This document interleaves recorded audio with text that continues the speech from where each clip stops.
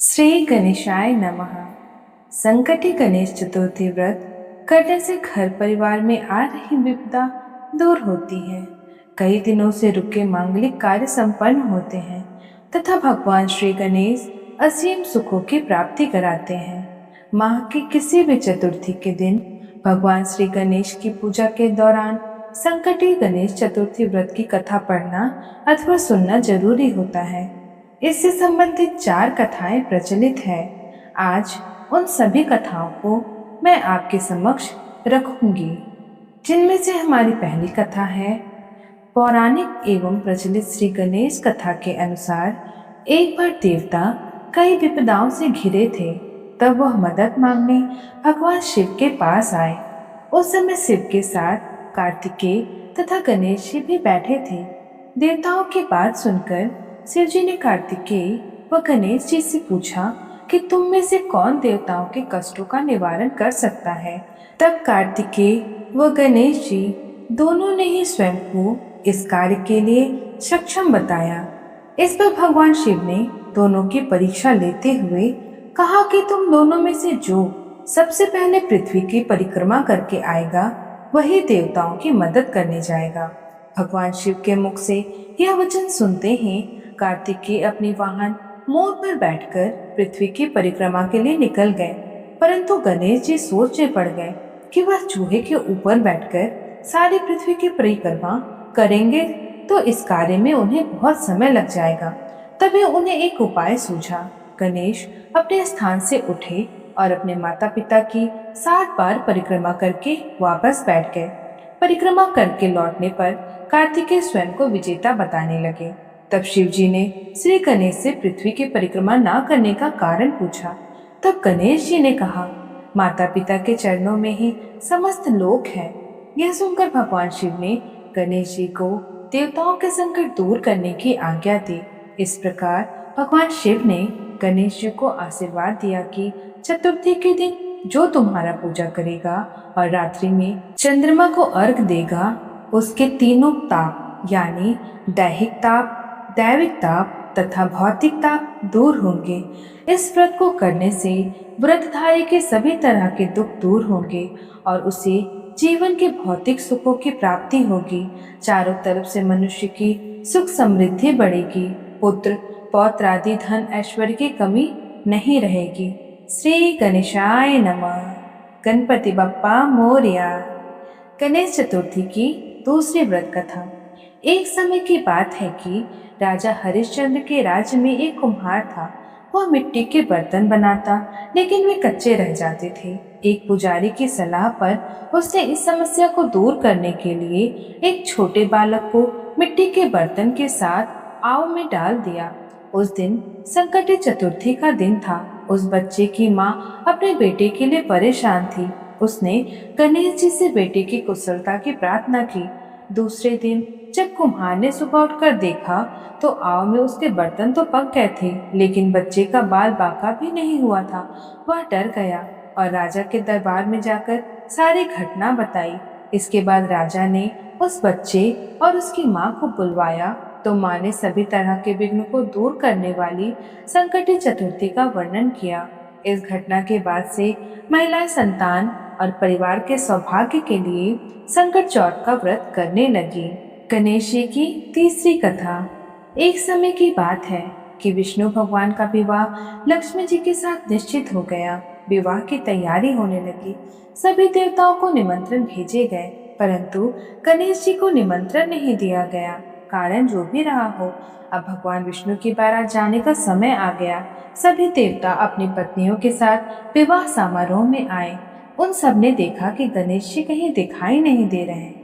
तब वे आपस में चर्चा करने लगे कि क्या गणेश जी को नहीं न्योता दिया गया या स्वयं गणेश जी ही नहीं आए हैं। सभी को इस बात पर आश्चर्य होने लगा।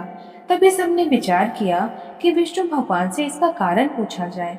विष्णु भगवान से पूछने पर उन्होंने कहा कि हमने गणेश जी के पिता भोलेनाथ महादेव को न्योता भेजा है। यदि गणेश जी अपने पिता के साथ आना चाहते हैं तो आ जाते, अलग से न्योता देने की कोई आवश्यकता भी नहीं थी। दूसरी बात यह है कि उनको 1.25 मन मूंग, 1.25 मन चावल, 1.25 मन घी और 1.25 लड्डू का भोजन दिन भर में चाहिए। यदि गणेश जी नहीं आएंगे तो कोई बात नहीं, दूसरे के घर जाकर इतना सारा खाना पीना अच्छा भी नहीं लगता। इतनी वार्ता कर ही रहे थे कि किसी एक ने सुझाव दिया, यदि गणेश जी आ भी जाए तो उनको द्वारपाल बनाकर बैठा देंगे। आप घर की याद रखना, आप तो चूहे पर बैठकर धीरे धीरे चलोगे तो बारात से बहुत पीछे रह जाओगे। यह सुझाव भी सबको पसंद आ गया, तो विष्णु भगवान ने भी अपनी सहमति दे दी। होना क्या था, इतने में गणेश जी वहां आ पहुंचे और उन्हें समझा बुझाकर घर की रखवाली करने बैठा दिया। बारात चल दी। तब नारद जी ने देखा कि गणेश जी तो दरवाजे पर ही बैठे हुए हैं, तो गणेश जी के पास गए और रुकने का कारण पूछा। गणेश जी कहने लगे कि विष्णु भगवान ने मेरा बहुत अपमान किया है।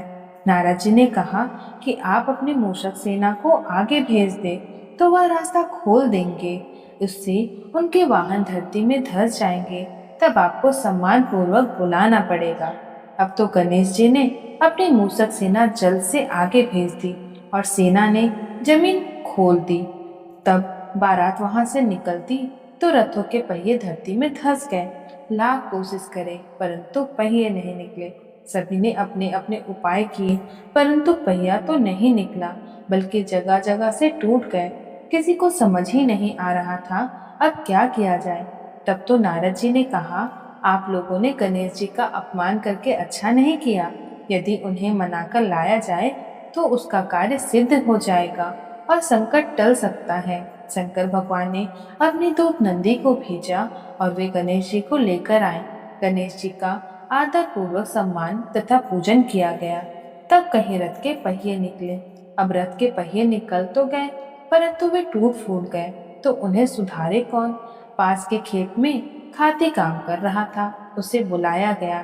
खाती अपना कार्य करने से पहले श्री गणेशाय नमः कर गणेश जी की वंदना मन ही मन करने लगा। देखते ही देखते खाती ने सभी पहियों को ठीक कर दिया। तब खाती कहने लगा कि हे देवता, आपने सर्वप्रथम गणेश जी को नहीं मनाया होगा और ना ही उनकी पूजन की होगी, इसीलिए तो आपके साथ यह संकट आया। हम तो मूर्ख अज्ञानी हैं, फिर भी पहले गणेश जी की पूजन करते हैं, उनका ध्यान करते हैं। आप लोग तो देवता गण हैं, फिर भी आप गणेश जी को कैसे भूल गए। अब आप लोग भगवान श्री गणेश जी की जय बोलकर जाएं तो आपके सब काम बन जाएंगे और कोई संकट भी नहीं आएगा।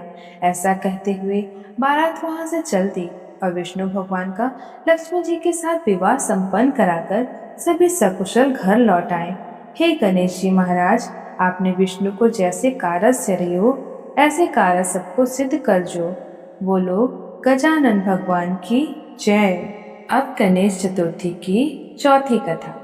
श्री गणेश चतुर्थी व्रत की पौराणिक कथा के अनुसार एक बार भगवान शिव तथा माता पार्वती नर्मदा नदी के किनारे बैठे थे।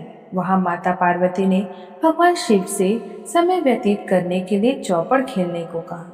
शिव चौपड़ खेलने के लिए तैयार हो गए, परंतु इस खेल में हार जीत का फैसला कौन करेगा, यह प्रश्न उनके समक्ष उठा।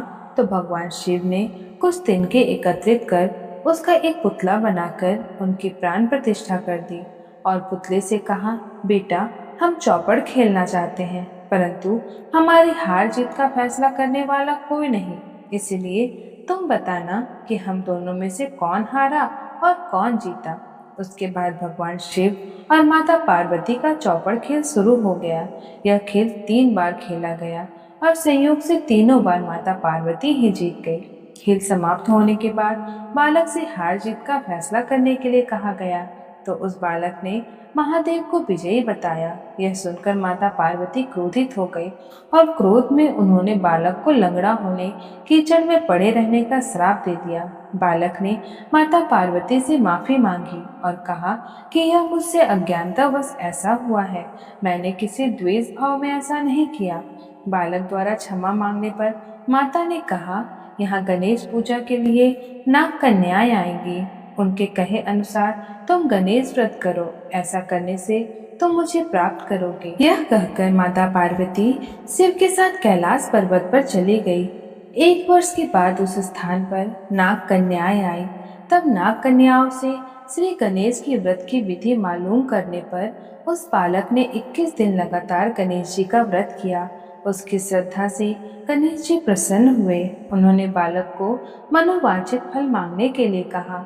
उस पर उस बालक ने कहा, हे विनायक, मुझ में इतनी शक्ति दीजिए कि मैं अपने पैरों पर चलकर अपने माता पिता के साथ कैलाश पर्वत पर पहुंच सकूं और वे यह देख प्रसन्न हो।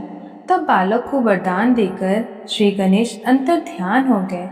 इसके बाद वह बालक कैलाश पर्वत पर पहुंच गया और कैलाश पर्वत पर पहुंचने की अपनी कथा उसने भगवान शिव को सुनाई। चौपड़ वाले दिन से माता पार्वती शिव जी से विमुख हो गई थी। अतः देवी के रुष्ट होने पर भगवान शिव ने भी बालक के बताए अनुसार 21 दिनों तक श्री गणेश व्रत किया। इस व्रत के प्रभाव से माता पार्वती के मन से भगवान शिव के लिए जो नाराजगी थी वह समाप्त हो गई। तब यह व्रत विधि भगवान शंकर ने माता पार्वती को बताई। यह सुनकर माता पार्वती के मन में भी अपने पुत्र कार्तिकेय से मिलने की इच्छा जागृत हुई। तब माता पार्वती ने भी 21 दिन तक श्री गणेश का व्रत किया तथा दुर्वा, फूल और लड्डुओं से गणेश जी का पूजा अर्चना की। व्रत के 21वें दिन कार्तिकेय स्वयं माता पार्वती से मिलने आ गए। उस दिन से श्री गणेश चतुर्थी का यह व्रत समस्त मनोकामनाओं की पूर्ति करने वाला व्रत माना जाता है। इस व्रत के करने के अनुसार मनुष्य के सारे कष्ट दूर हो जाते हैं और मनुष्य को समस्त सुख सुविधाओं की प्राप्ति होती है। श्री गणेशाय नमः।